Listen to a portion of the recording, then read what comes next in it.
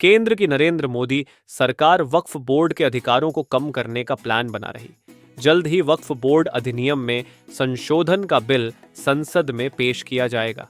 ऐसी उम्मीद है कि 5 अगस्त 2024 को ही सरकार इसे संसद में लाने जा रही है। इस नए बिल में किसी जमीन को अपनी संपत्ति यानी वक्फ की संपत्ति बताने वाली पावर पर रोक लगेगी। सूत्रों के मुताबिक शुक्रवार को केंद्रीय कैबिनेट की बैठक में वक्फ कानून से जुड़े 40 संशोधन पर चर्चा के बाद इसे मंजूरी दे दी गई। प्रस्तावित बिल में मौजूदा कानून से जुड़े कई क्लॉज हटाए जा सकते हैं। आइए समझते हैं कि वक्फ बोर्ड क्या है, इसे कौन कौन सी पावर मिली हुई है। What is Waqf board? जब कोई व्यक्ति अल्लाह या इस्लाम के नाम कोई संपत्ति या पैसा दान देता है तो उसकी देख रेख वक्फ बोर्ड करता है। देश में अभी 32 स्टेट वक्फ बोर्ड हैं, एक सेंट्रल वक्फ बोर्ड भी है।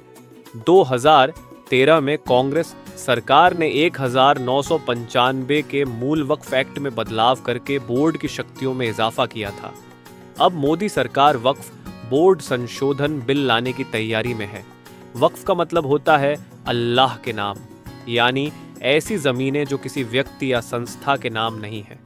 वक्फ बोर्ड का एक सर्वेयर होता है, वही तय करता है कि कौन सी संपत्ति वक्फ की है, कौन सी नहीं।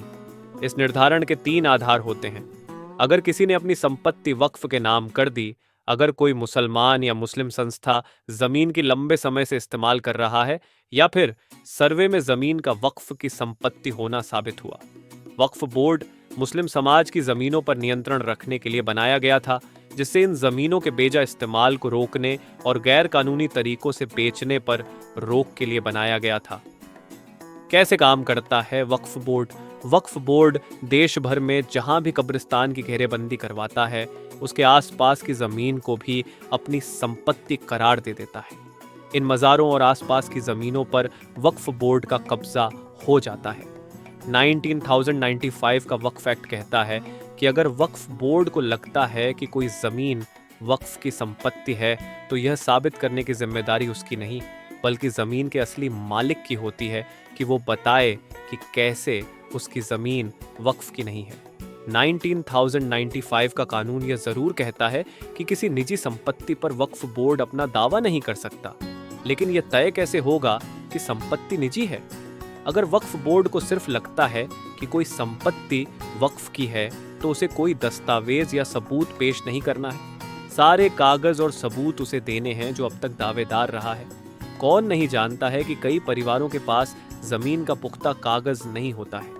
वक्फ बोर्ड इसी का फायदा उठाता है, क्योंकि उसे कब्जा जमाने के लिए कोई कागज नहीं देना है। नरसिम्हा राव सरकार में बढ़ी थी वक्फ बोर्ड की शक्तियां। 1954 में वक्फ बोर्ड का गठन हुआ। हालांकि 1995 के संशोधन से वक्फ बोर्ड को असीमित शक्तियां मिली। पीवी नरसिम्हा राव की कांग्रेस सरकार ने वक्फ एक्ट 1954 में संशोधन किया और नए नए प्रावधान जोड़कर वक्फ बोर्ड को असीमित शक्तियां दे दी। वक्फ एक्ट 1995 का सेक्शन 3R के मुताबिक अगर कोई संपत्ति किसी भी उद्देश्य के लिए मुस्लिम कानून के मुताबिक पाक पवित्र, मजहबी, धार्मिक या चैरिटेबल परोपकारी मान लिया जाए, तो वह वक्फ की संपत्ति हो जाएगी।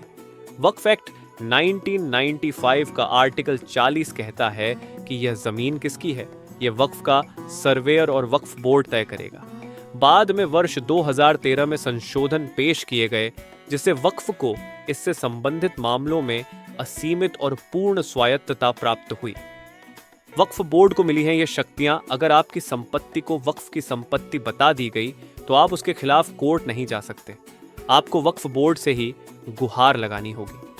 वक्फ बोर्ड का फैसला आपके खिलाफ आया, तब भी आप कोर्ट नहीं जा सकते। तब आप वक्फ ट्राइब्यूनल में जा सकते हैं।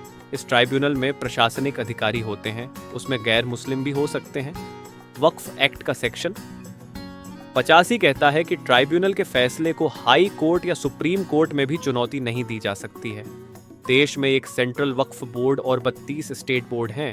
केंद्रीय अल्पसंख्यक कल्याण मंत्री सेंट्रल वक्फ बोर्ड का पदेन अध्यक्ष होता है। अब तक की सरकारों में वक्फ बोर्ड अनुदान दिया जाता रहा है। मोदी सरकार में भी वक्फ को लेकर उदारता दिखाई गई। सेंट्रल वक्फ बोर्ड ने नियम बनाया कि अगर वक्फ की जमीन पर स्कूल, अस्पताल आदि बनते हैं तो पूरा खर्च सरकार का होगा। ये तब हुआ जब मुख्तार अब्बास नकवी के अल्पसंख्यक कल्याण मंत्री थे। Preparation to cut the wings of Waqf board. Modi सरकार अब वक्फ बोर्ड की शक्तियां कम करने का प्लान बना चुकी है। भारतीय संविधान के अनुच्छेद 9 और अनुच्छेद 13 में निम्नलिखित 2 बदलाव प्रस्तावित किए जा रहे हैं।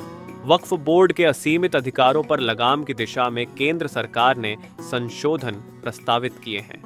इनमें वक्फ संपत्तियों का अनिवार्य वेरिफिकेशन शामिल है। इससे संपत्तियों के दुरुपयोग पर रोक लगाने की कोशिश होगी।